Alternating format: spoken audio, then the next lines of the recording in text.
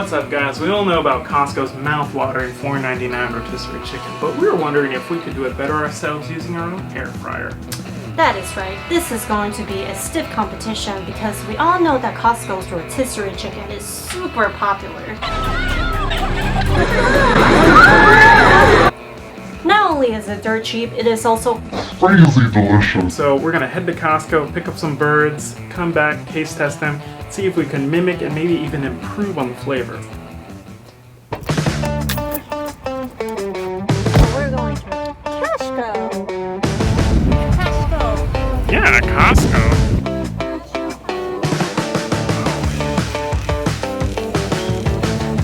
Alright, pick it up.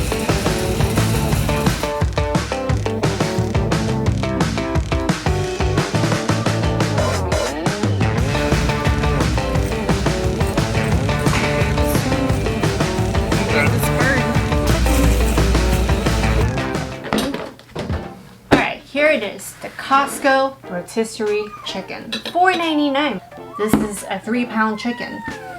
Let's see what it tastes like. Well, first impression, this is a really good looking bird. Nice brown color, super caramel color, which overall I think this is what people are drawn to, just the overall appearance. It just looks great. The only downside about this chicken is that the skin is not crispy. Eesh. Going in for the wings. Yeah. Shh.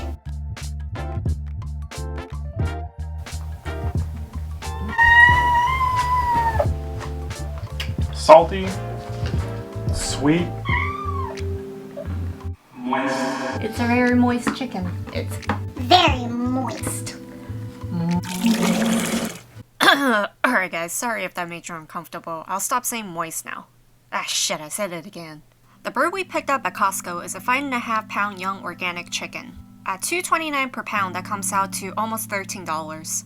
We're not using too much stuff here, just some onion, garlic, butter, lemon, and some herbs like rosemary and thyme, and of course salt and pepper. Costco's rotisserie chickens are injected with a wet brine solution. It's a great industrial way to make a ton of tender, juicy, seasoned chicken, but it would make quite a mess in our kitchen, so instead we're going to apply a simpler dry brine to match the seasoning, and later use a pressure cooker to match the tender juiciness of a Costco rotisserie chicken. Similar to how we prepared our steak in another video, we want to season the bird with salt inside and out. Season it on top, flip it over, and repeat. Now wash your hands and situate your bird in the fridge uncovered for at least 2 hours. Overnight is ideal for a full dry brine, but we're only doing 4 hours today.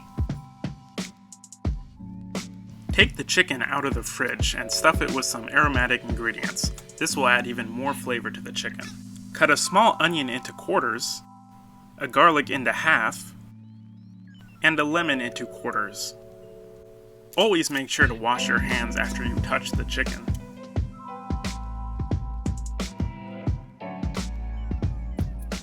Pat the chicken dry again with paper towels. Start stuffing the chicken with all that onion, garlic, and lemon we just cut up. And don't forget your thyme and rosemary. Next, we're gonna truss the chicken by tying the legs together with some twine or string. Also make sure to tuck the wings under so their tips don't burn while they're cooking. Season with some black pepper and more salt. Make sure to season both sides. Bam! Transfer the chicken into the pressure cooker to tenderize it prior to air frying. Pour in a cup of water and put the pressure lid on. This is kind of a big bird, so we're gonna pressure cook it for 27 minutes. After it's done pressure cooking, release the pressure valve, and once it's safe, remove the lid. The chicken is nice and tender now, so next all we gotta do is crisp up that skin. Go ahead and brush the top with melted butter. We all know butter tastes incredible, but it also gives the chicken a beautiful golden color. Add some more salt one last time, but this time use flaky salt to add some nice crunchy texture. Put the air fryer lid on, set the temperature to 400 degrees, and set the timer for 8 minutes. To make sure both sides of the chicken are crispy, you'll want to flip the chicken over and cook for another 8 minutes. After it's done cooking, take it out of the air fryer, and just like a steak, you gotta let it rest for about 15 minutes before you cut it, so be patient.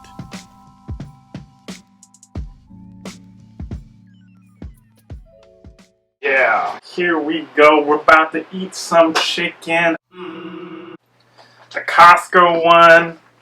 The what we eat tonight one. Is this air fryer version better than the Costco one? I don't know. Let's find out. The Costco one is definitely a lot darker. I think it has to do with the fact that there's sugar in there, and I actually did not put any sugar in mine. What are the ingredients though? Yeah, what are they? Let's check them out. Actually, not too bad. I mean, you got the sodium phosphate, modified food starch, tapioca. However, it's MSG free though, which I was pretty surprised. It is also gluten free. The most controversial ingredient they inject into the Costco Rotisserie chicken is an extract from red seaweed called carrageenan. Some studies have shown it to cause inflammation, which over time may contribute to more serious health problems.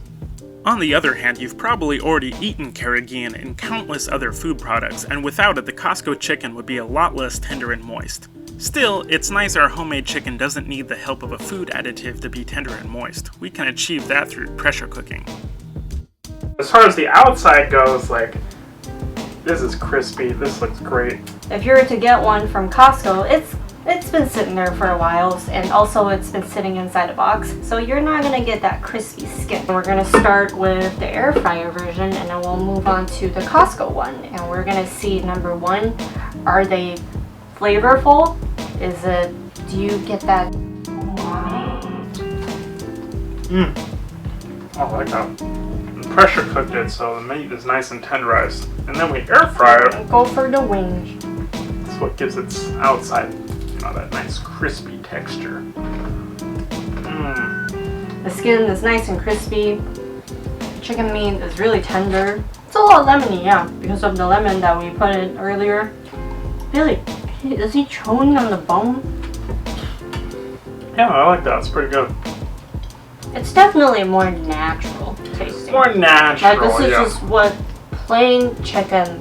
I'm not saying that this is plain because we went through a lot of, time and effort just to make it good. But this is more of a natural chickeny taste. And this, you could tell definitely this has been seasoned for a long hours because it was sitting in a brine. But let's give it a taste.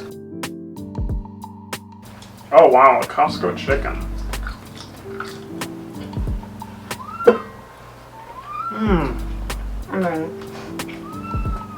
Well, that's really good too.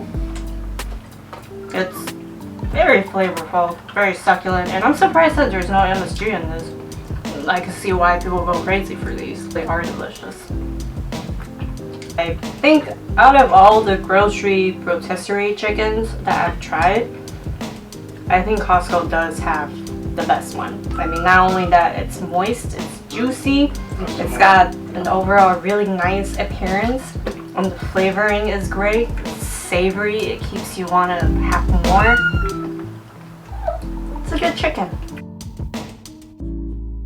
Yeah, overall, I think it really comes down to your budget and time. Because this chicken right here is about $13, okay, and it was raw. You have to prepare yourself. Versus this chicken right here, it's warm, already cooked, good to go, and it costs only $4.99, and it's a 3-pound chicken. The Costco chicken, nothing really beats it unless you want to make it yourself. If you have the time and energy to do it yourself, then you should. Tastes better and it's healthier. When you're cooking your own chicken, and instead of buying one, you get to pick the chicken that you want, right? In this case, we picked organic chicken. And there's all types of chicken out there. There's free-range chicken, pasture-raised chicken, chicken that has its own name. So here is the chicken you'll be enjoying tonight. His name was Colin. He looks like a happy little guy who runs around. Oh, this is great. I don't know how much of this we can finish. What are we going to do with the leftovers here, though? What are you talking about? There's a ton of things that you could do with rotisserie chickens. You can make chicken tacos, chicken sandwich, chicken enchiladas, chicken soup, chicken pasta, chicken quesadilla, chicken omelet, chicken fried rice. Anything else? Chicken tetrazzini. I think that's about it. Okay, there's actually one last thing you could do with the chicken, and that is to make some chicken stock with the leftover chicken bones. If you're one of those people that throws away the bones, stop. Consider reusing them instead.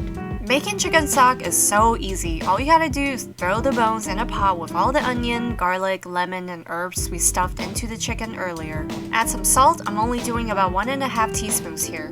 And some black peppercorn, that's about 1 teaspoon. Then throw in some vegetables. I'm using carrots, celery, and some parsley. These are just things I have in the fridge, but they could be any vegetables you have.